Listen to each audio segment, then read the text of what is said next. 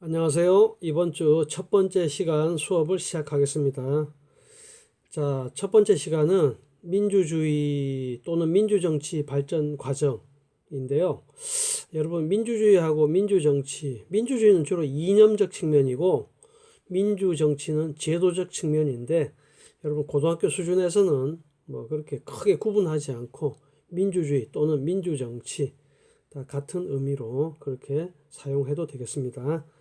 어, 그래서 여기 일단은 민주주의를 이제 세계사적으로 보면 제일 먼저 민주주의가 시작된 곳이 고대 그리스 아테네고, 자, 51쪽이죠. 그 다음에 이제 이 고대 그리스 아테네의 민주 정치가 부활한 게 근대예요. 그래서 근대는 17쪽이죠. 자, 오늘은 이 아테네 민주 정치하고 근대 시민혁명까지 살펴보기로 하고, 다음 시간에 시민혁명의 사상적 배경으로 중요한 역할을 한 사회 계약서를 공부하기로 해요. 자, 그럼 여러분 교과서 17쪽을 보면, 자, 여기 3대 시민혁명의 역사적 문건이 나와 있죠. 영국의 권리장전, 미국의 독립선언, 프랑스 인권선언. 자, 우리 교과서는 민주주의 발전 과정을 부분적으로 단편적으로 이렇게 담고 있어서 여러분 학생들이 이해하기 좀 어려울 것 같아서 일목요연하게 여러분의 이해를 돕기 위해서 자료를 만들었어요. 그래서 오른쪽 자료를 중심으로 그렇게 살펴보도록 해요. 자, 우선 민주주의의 기본적인 개념부터 살펴보는데, 자, 민주주의의 의미부터 알아봐요. 민주주의의 의미는 다수의 지배예요. 자, 이게 어원이에요. 민주주의 어원.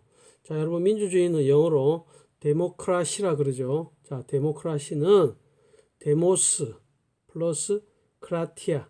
자, 그리스어인데 여기 합성어예요. 그래서 다수가 지배한다. 사회 구성원이 지배한다. 그런 개념이에요. 그 다음 민주주의의 원리는 대표적으로 세 가지가 있어요. 국민주권, 권력분립, 이펀주의. 자, 국민주권. 주권이란 것은 우선 국가의 의사를 최종적으로 결정할 수 있는 최고의 권력이에요. 최고의 권력. 뭐 간단히 국가의 최고의 권력. 누가 가지고 있느냐? 국민이. 만약에 왕이 가지고 있다 하면 군주 주권이 되겠죠. 자, 그런데 국민이 가지고 있다. 그 다음에 두 번째는 권력 분립이에요. 국가의 권력을 나누어서 보통 세 개로 나누죠. 그렇게 해서 서로 견제하게 함으로써 권력의 균형을 이룬다. 그 얘기는 뭐예요? 바로 독선, 독재를 방지하자는 거죠.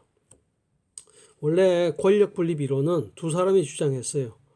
로크, 그 다음에 몽테스키웨인데 오늘날은 주로 몽테스키웨의 권력 분립 이론을 받아들여요. 왜 그러냐면 로크는 이권 분립을 주장했는데 핵심적으로 견제와 균형이라는 권력 분립의 핵심적인 원리를 제시하지 못했어요. 그런데 몽테스키웨는 단순히 국가의 권력을 나누기만 하면 의미가 없어요.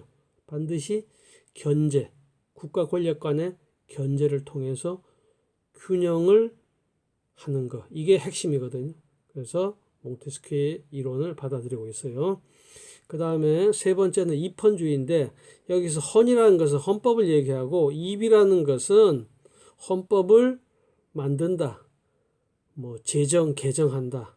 그 다음에 반드시 이러한 헌법에 따라서 나라를 이끌어간다, 통치한다.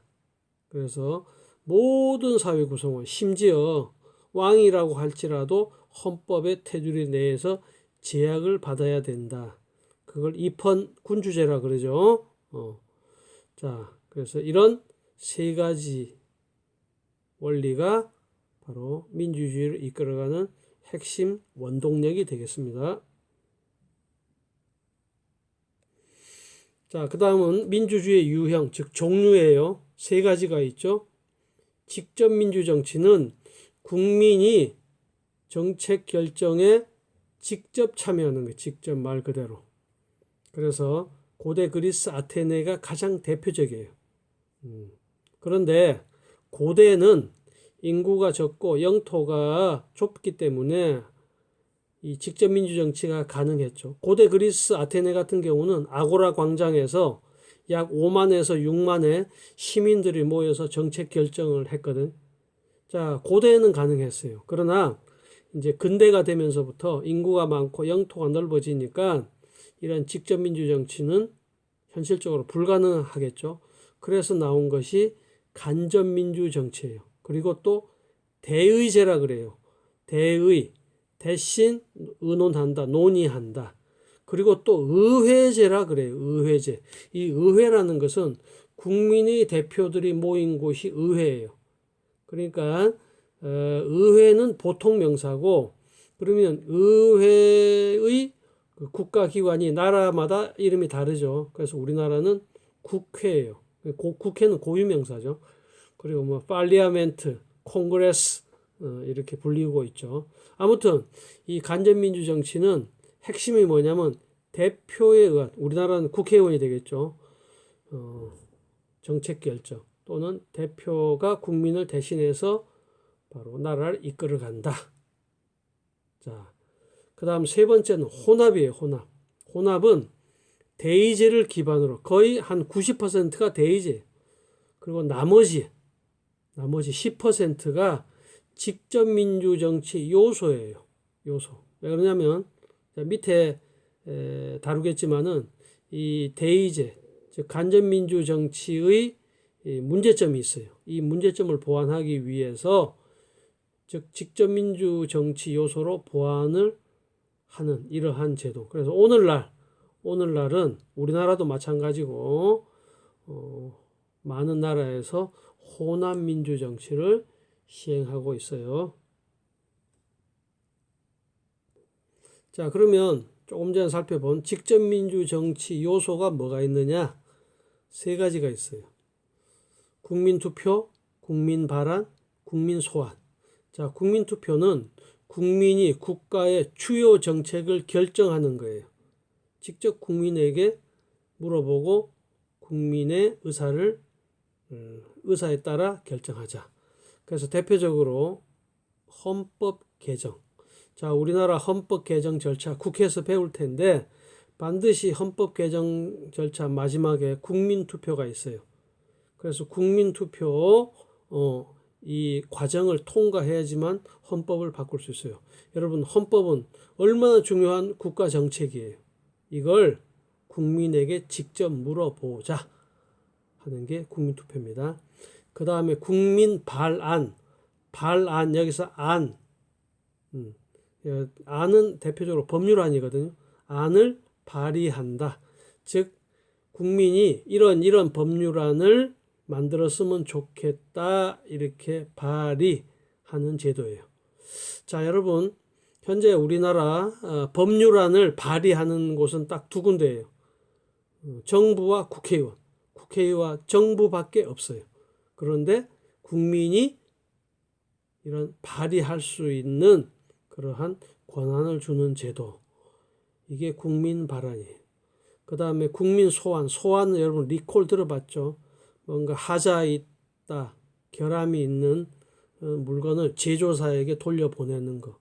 그거와 마찬가지로 선거에 의해 선출된 공직자를 투표를 통해서 국민 소환 관련된 이제 투표 절차가 있는데 이걸 통해서 물러나게 하는 거예요. 자, 선출된 공직자가 부정부패한다든지 또는 무능하다든지 이럴 때는 바로 이러한 투표를 통해서 물러나게 하는 제도예요. 자, 그러면 현재 우리나라 이 세 가지 요소 중에 뭘 시행하고 있고 시행하지 않느냐. 자, 국민투표는 당연히 헌법 개정이니까 국민투표는 현재 우리나라 실시하고 있는데 국민 발언과 국민 소환은 실시하고 있지 않아요. 일부 시민 또 국회의원들이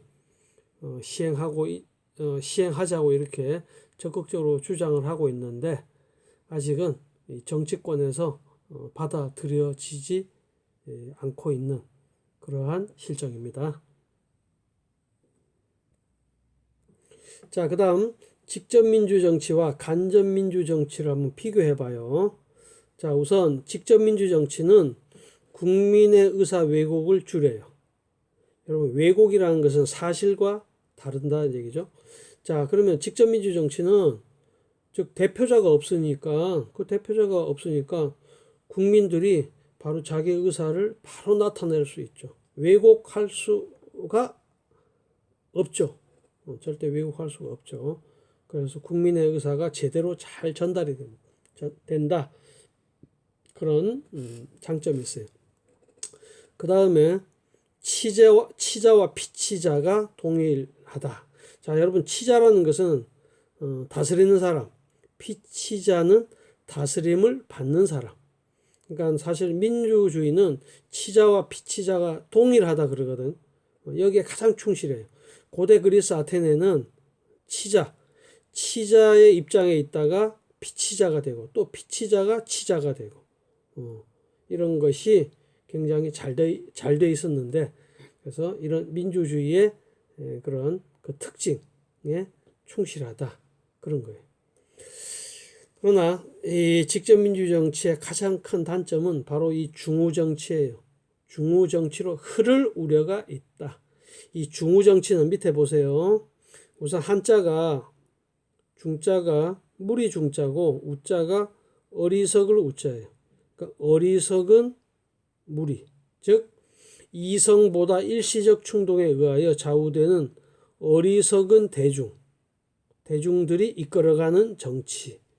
자, 이렇게 되면 어떻게 되겠어요? 나라 발전하겠어요? 망하게 되겠죠?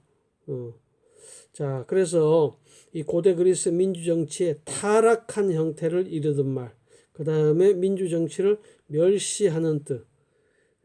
그래서 민주주의가 타락하고 잘못되면 중우정치가 된다. 그런 뜻이에요. 역사적으로 봐도 그 고대 그리스 아테네가 그 페리클레스라는 그 지도자가 있었어요. 페리클레스. 그때 이제 민주주의가 가장 꽃을 피웠고 잘 돼 가다가 점차 중우정치로 흐르게 돼요. 그래서 국력이 쇠하게 되고 그래서 급기야는 스파르타에게 멸망을 당하는 그런 경험이 있어요. 그 다음에 이 간접민주 정치는 가장 대표적인 장점이 효율적이에요. 효율적. 왜 그러냐면 자, 우리 5천만이 있어요. 물론 뭐 불가능하지만은 5천만이 한 자리에 모여서 국가 정책을 결정한다. 그런데 각 지역의 대표를 뽑아서 그 대표들이 모여서 한 자리에 모여서 자, 정책을 결정하면 얼마나 시간과 비용이 많이 절약되겠어요. 그게 효율성이죠. 시간과 비용이 절약되는.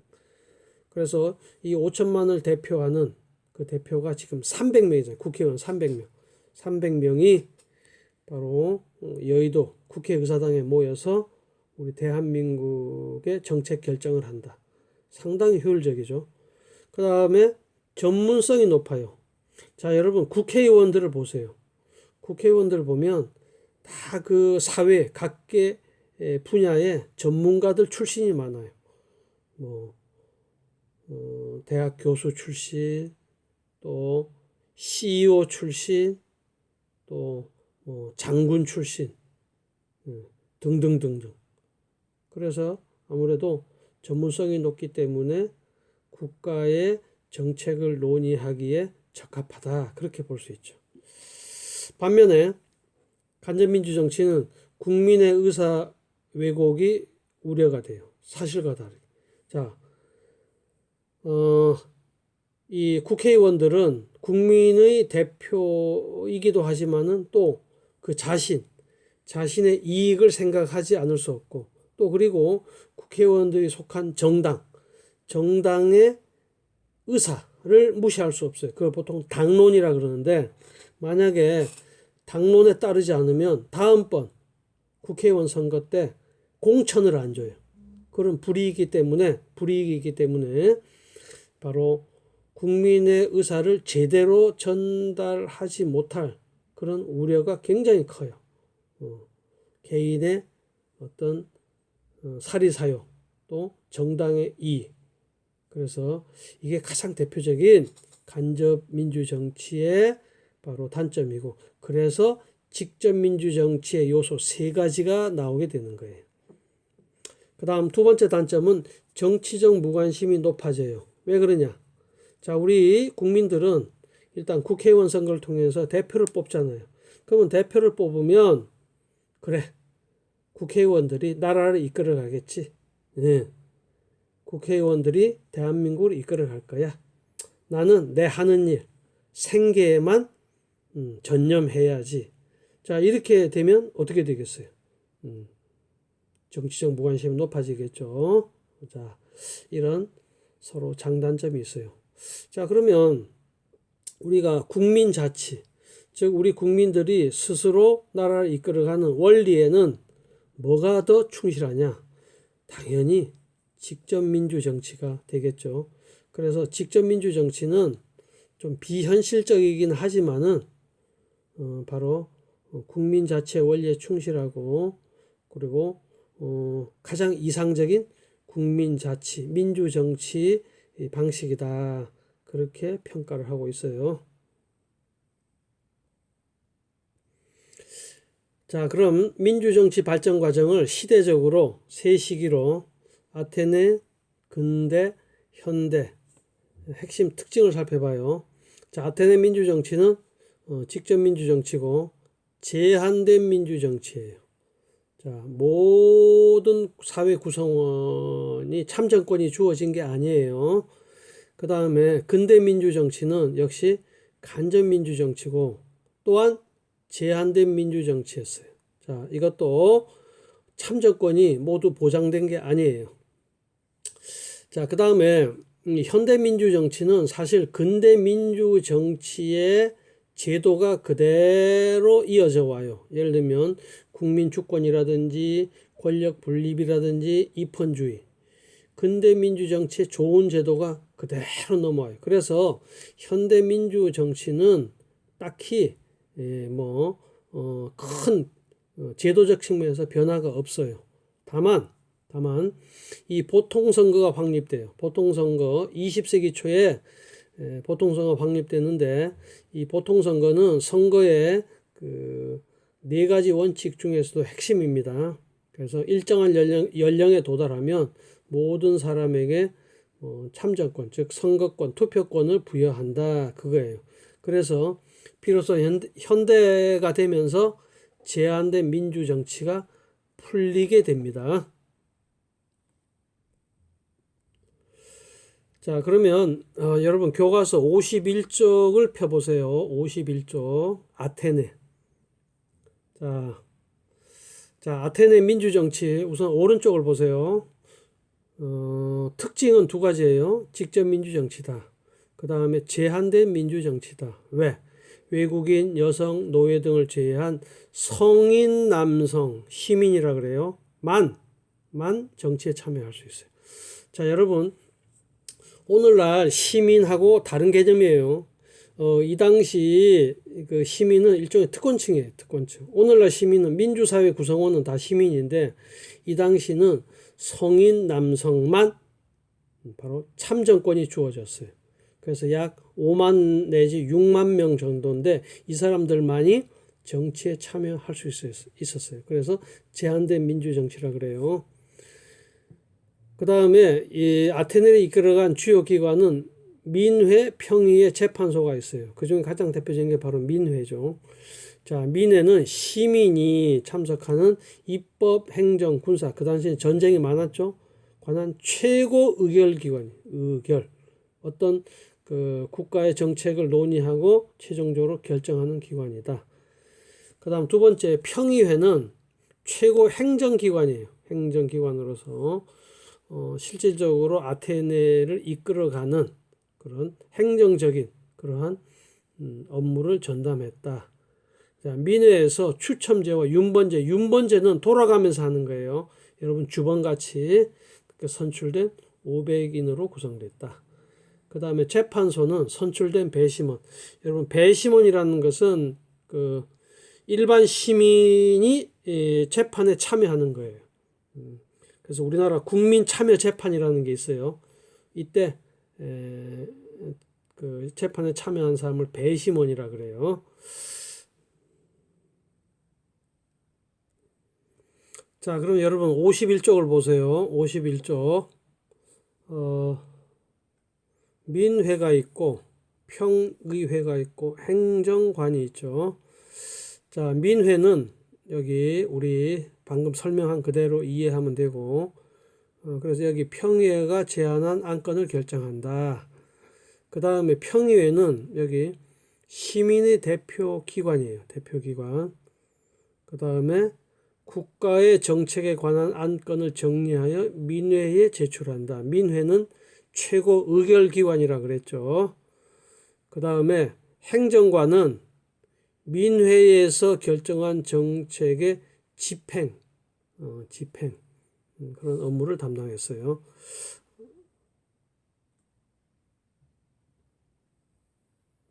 자, 그러면 밑에 여기를 봐요. 밑에 민회 추첨에 의해서 선출했고, 시민은 선거에 의해서 행정관을 선출했고, 그러니까 행정관은 민회나 민회의 추첨이나 시민의 선거에 의해서 선출했다. 그런 걸 알 수 있죠.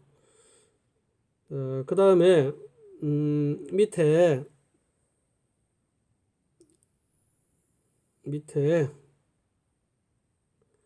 민회, 평의회 그리고 행정관은 현대 정부 형태의 어느 기관에 해당하는가 이렇게 되어 있는데, 민회는 바로 국민이에요. 국민인데 유권자 국민 그렇게 볼 수 있고, 평의회는 거기 아까 대표 기관이니까 국회. 그 다음에 행정관은 행정부. 자, 이렇게 해당 여부를 알 수 있어요. 그러면 여러분 여기 좀 헷갈리는 게, 여기 평의회가 있죠. 평의회 여기 최고 행정기관이고 국회 이렇게 되어 있는데 좀 의아할 수 있죠. 그래서 이 평의회는 국회의자 행정기관, 국회이면서 행정기관으로 그렇게 이해를 하면 되고, 이 중에서도 핵심은 바로 행정기관이다. 그렇게 이해하면 되겠습니다.